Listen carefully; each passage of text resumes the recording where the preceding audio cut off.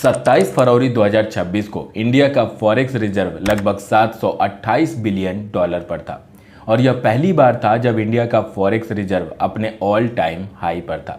लेकिन सिर्फ 3 महीने के अंदर ही यह गिरकर लगभग 681 बिलियन डॉलर पर आ चुका है।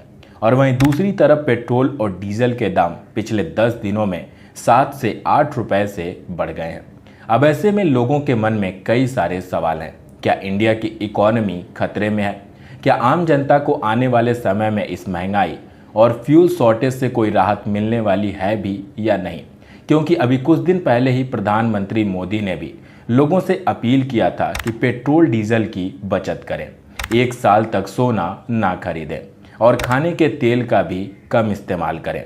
जिसके बाद आपने देखा होगा कि बीजेपी के बड़े बड़े नेता सोशल मीडिया पर एक्टिव हो गए। कोई साइकिल चलाते हुए रील बना रहा था तो कोई बाइक चलाते हुए। ऐसा लग रहा था कि मानो अब देश की तरक्की होकर ही रहेगी।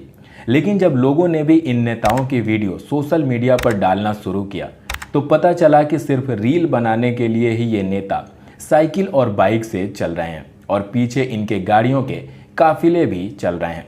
और अब जब पेट्रोल और डीजल के दाम इतनी तेजी से बढ़ रहे हैं तो ये सारे नेता चुप हैं। और अब मोदी जी के बाद फाइनेंस मिनिस्टर निर्मला सीतारमण ने भी कहा कि भारत को फ्यूल, फर्टिलाइजर्स और फॉरेक्स रिजर्व पर ध्यान देने की जरूरत है। तो चलिए सबसे पहले हम फॉरेक्स रिजर्व को डिटेल में समझते हैं और देखते हैं कि आखिर ये फॉरेक्स रिजर्व है क्या, और अगर ये ऐसे ही कम होता रहा तो इससे देश की इकोनॉमी और हमारी डेली लाइफ पर कितना असर पड़ेगा। तो फॉरेक्स रिजर्व को समझने से पहले हमें समझना होगा कि दो देश आपस में व्यापार कैसे करते हैं। अगर देखा जाए तो दुनिया के लगभग हर देश की अपनी अपनी करेंसी है। जैसे भारत में रुपया चलता है वैसे ही अलग अलग देश में अलग अलग करेंसी चलती है। लेकिन यूएस डॉलर एक ऐसी करेंसी है जो दुनिया के लगभग हर देश में चलता है। और जब भी कोई देश किसी दूसरे देश से कोई सामान खरीदता या फिर बेचता है तो पेमेंट डॉलर में ही होती है। और हर देश अपने पास डॉलर्स का रिजर्व रखता है ताकि वह दूसरे देशों से सामान खरीद सके, और इसी रिजर्व को फॉरेक्स रिजर्व कहते हैं। अब आप सोच रहे होंगे कि क्या फॉरेक्स रिजर्व में सिर्फ डॉलर ही होता है? तो इसका जवाब है नहीं।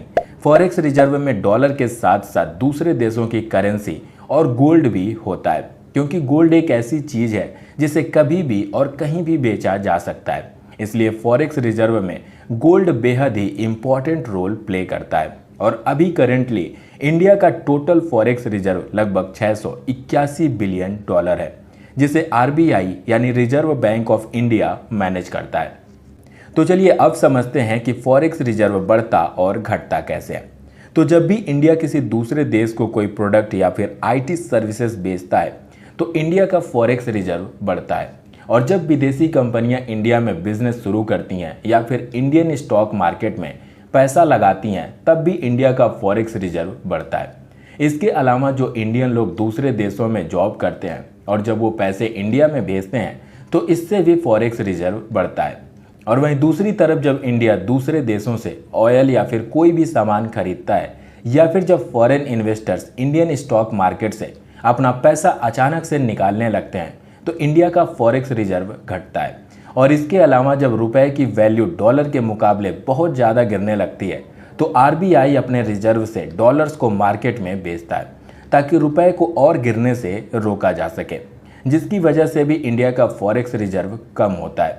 और किसी भी देश के लिए एक मजबूत फॉरेक्स रिजर्व का होना बेहद ज़रूरी होता है, क्योंकि जितना ज़्यादा फॉरेक्स रिजर्व होगा किसी दूसरे देश से सामान खरीदना उतना ही आसान होगा। और अगर देखा जाए तो चाइना के पास दुनिया का सबसे बड़ा फॉरेक्स रिजर्व है, लगभग 3.5 ट्रिलियन डॉलर का, जो कि इंडिया के मुकाबले कई गुना ज़्यादा है।